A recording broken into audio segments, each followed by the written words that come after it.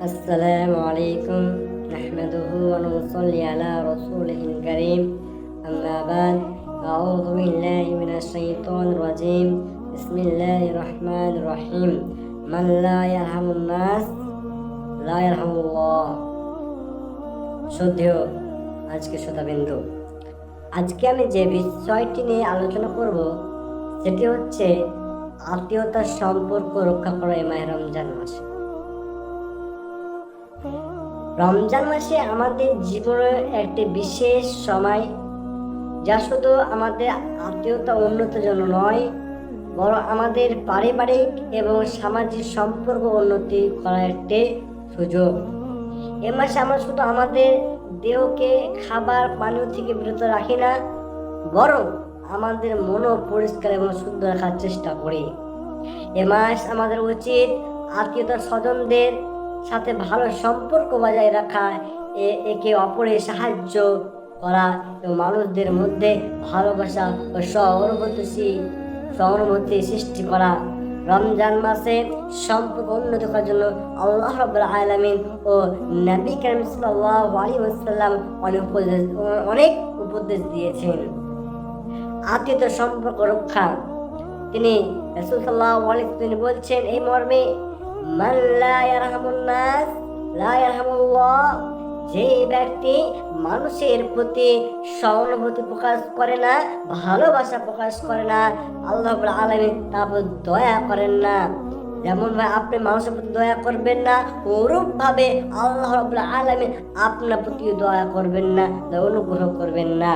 এখানে আমরা এটা শিখলাম, যে ব্যক্তি আর অন্যদের প্রতি দয়া এবং ভালোবাসা দেখাবে, আল্লাহ রাব্বুল আলামিন তাদের প্রতি দয়া ও ভালোবাসা দেখাবেন।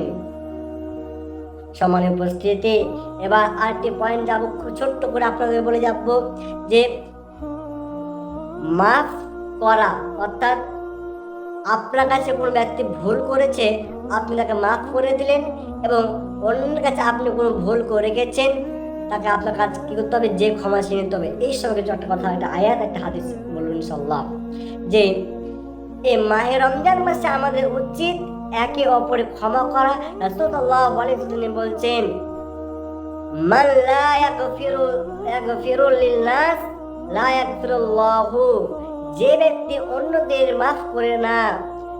এখানে রাসূল সাল্লাল্লাহু আলাইহি ওয়াসাল্লাম বলছেন, যে ব্যক্তি অন্যদের মাফ করে না, আল্লাহ রাব্বুল আলামিন তাকেও মাফ করেন না। সহিহ বুখারীর মধ্যে এই হাদিসটি বর্ণনা করা হয়েছে। এটি একটি মহান শিক্ষা যে আমাদের নিজেদের ভুল এবং অন্যদের ভুল ক্ষমা করা উচিত। অর্থাৎ আমরা যদি কারো কাছে ভুল করে থাকি, তাহলে আমাদের করণীয় হবে তার কাছে যে ক্ষমা চেয়ে নেওয়া, এবং কেউ যদি আমার উপর কোনো ভুল করে থাকে, আমার উপর কোনো অন্যায় করে থাকে, তার ক্ষমা করা দেওয়া উচিত। রমজান মাস যদি আমাদের মধ্যে কোনো কারোর সাথে কোনো শত্রুতা থাকে, তবে সেটি মিটে ফেলতে হবে, এবার আমাদের হৃদয় শুদ্ধ এবং সম্পর্ক মধুর করতে হবে। 3 নম্বর পয়েন্ট হচ্ছে যে সৎ উদ্দেশ্যে মানুষের সাহায্য করা। রমজান মাসে আমাদের করণীয় উচিত হচ্ছে যে আত্মীয়তাদের মধ্যে, বিশেষ করে তাদের মধ্যে একটি লেনদেন বিষয়টি একটা বিষয় আছে, যেটা খুব ভালো রাখতে হবে।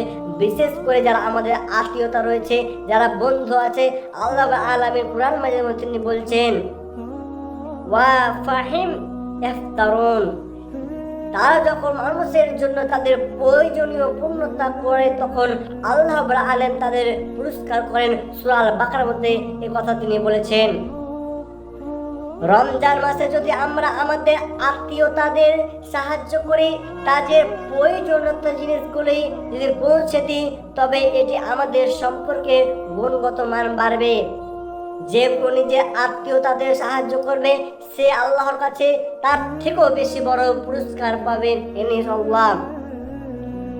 এবং আন্তরিকতা ও সহানুভূতি, এই মাহে রমজান মাসে আমাদের মধ্যে আন্তরিকতা এবং সহানুভূতি বৃদ্ধি পায়।